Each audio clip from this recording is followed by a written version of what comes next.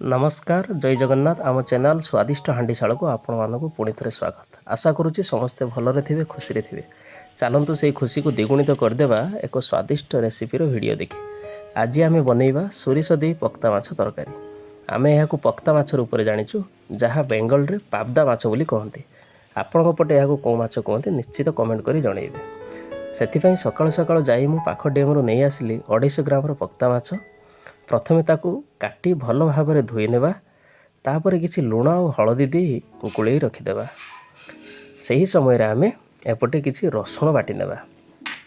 मसला 3 प्रकार तरकारी जहाँ मिसाई थे गोटे बटा गोटे छेंचा आ गोटे ग्राइंडिंग करे।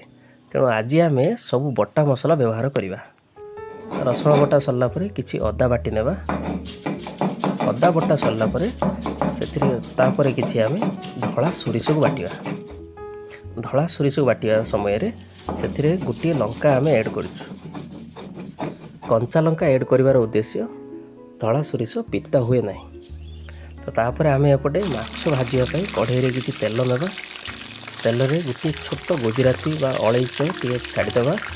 तापर भल भाव में तेल गरम होला पर गोटे पर गोटे माछ को आम तेल में छाड़ीदेवा।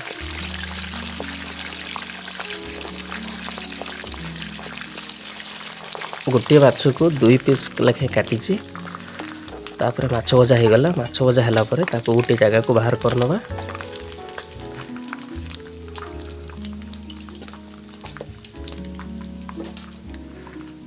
तापर सही तेल रे किछि आलू भाजी नेबा। आलू भजा मध्य हो गला ताको गोटे जगह को बाहर करनवा।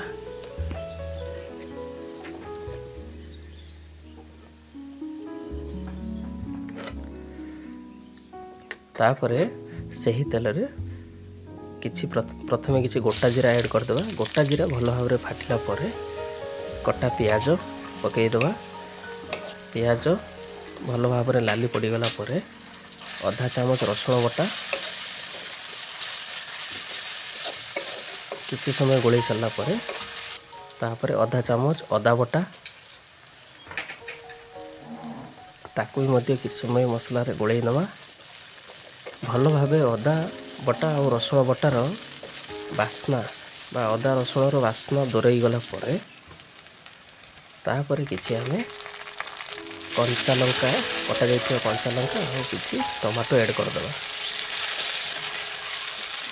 टमाटो दे सरला परे टमाटो को मसला सहित मिसेଇବା ପାଇଁ किछि समय घाटिबा। तापर स्वाद अनुसार किछि लंका गुंड परिमाण अनुसार किछि हलदी गुंड आउ किछि स्वाद अनुसार लुण पकई भल भाव में गोलई नवा। से मसला को टिके भल ग्रेवी बनैया पई आमे तापर किछि पानी ऐड कर देबा। पानी दे सरला परे मसला को किछि समय पर्यंत आमे गोलई देबा। जति पर्यंत भल भाव में मसला प्रस्तुत होला परे एबे आमे भाजी रखिथिबा आलू को सेथिरे पकई किछि समय पई कसी नेबा।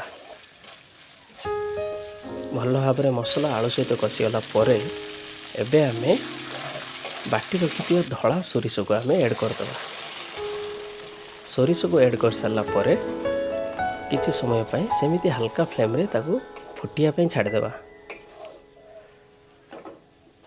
एबे तरकारी फुटी जाइछि। भल भाव में फुटीगला परे भाजी रखिथिबा पक्ता माछ को आमे सेथिरे ऐड करदेबा। माछ पकई सारला परे सेमिति किछि समय पई आमे तरकारी को भल भाव में हल्का फ्लेम रे फुटिया पई छाड़देबा। तापर सेमिति हल्का फ्लेम दे किछि समय पई फुटिया पई छाड़देबा। बास किछि समय फुटिला परे एबे प्रस्तुत हो गला आजिर रेसिपी सोरिष दे पक्ता माछ तरकारी। जति सुंदर देखा जाउथिला ताठारु अधिक टेस्टी मध्ये थिला। तेणु आपण माने निश्चय घरे थरे बनै खाआंतु एवं कमेंट जणांतु केमिति हिच। तेणु आजिर वीडियो जदि आपण मानकु भल लागि थाए गोटे लाइक शेयर एवं सब्सक्राइब करने को आदौ भूलिए नहीं। धन्यवाद। जय जगन्नाथ।